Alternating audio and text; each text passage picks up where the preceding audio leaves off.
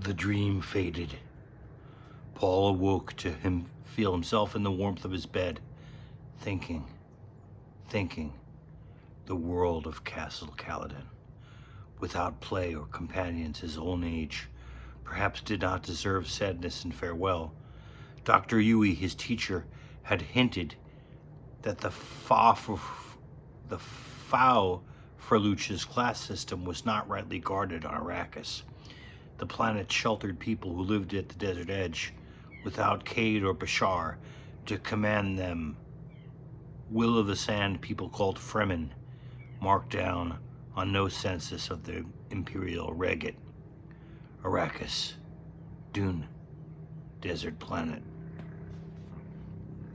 Paul sensed his own tension, decided to practice one of the mind-body lessons his mother had taught him. 3 quick breaths triggered the responses. He fell into the floating awareness, focusing the consciousness, aortal dilation, avoiding the unfocused mechanism of consciousness, to be conscious by choice, blood enriched and swift flooding the overload regions. One does not obtain food safety freedom by instinct alone. Animal consciousness does not extend beyond the given moment, nor into the idea that its victims may become extinct. The animal destroys, it does not produce animal pleasures, remain close to sensation levels, and avoid the perceptual. The human requires a background grid through which to see his universe. Focused consciousness by choice. This forms your grid. Bodily integrity follows nerve blood flow, according to the deepest awareness of cell needs. All things, cells, beings are impermanent. Strive for flow permanence within. Over and over, within Paul's floating awareness, the lesson rolled. When dawn touched Paul's windowsill with yellow light, he sensed it through closed eyelids, opened them, hearing then the renewed bustle and hurry in the castle, seeing the familiar patterned beams of his bedroom ceiling.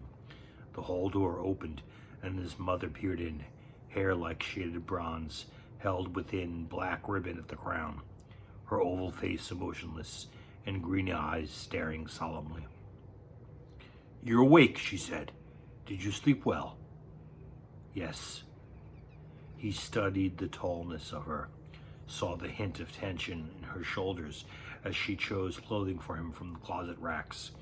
Another might have missed the tension, but she had trained him in the Bene Gesserit way, in the minutiae of observation. She turned, holding a semi-formal jacket for him. It carried the red Atreides hawk crest above the breast pocket. "Hurry and dress," she said. "Reverend Mother is waiting." "I dreamed of her once," Paul said. "Who is she?" "She was my teacher at the Bene Gesserit school. Now she's the Emperor's truthsayer. And Paul..." She hesitated. "You must tell her about your dreams." "I will. Is she the reason we got Arrakis?" "We did not get Arrakis." Jessica flicked dust from a pair of trousers, hung them with the jacket on the dresser beside his bed. "Don't keep Reverend Mother waiting." Paul sat up, hugged his knees. "What's a Gom Jabbar?" Again, the training she had given him exposed her almost invisible hesitation, a nervous betrayal. He felt his fear. Jessica crossed to the window, flung wide the draperies, stared across the river orchards toward Mount Saibu. "You'll learn about the Gom Jabbar soon enough," she said. He heard the fear in her voice and wondered at it.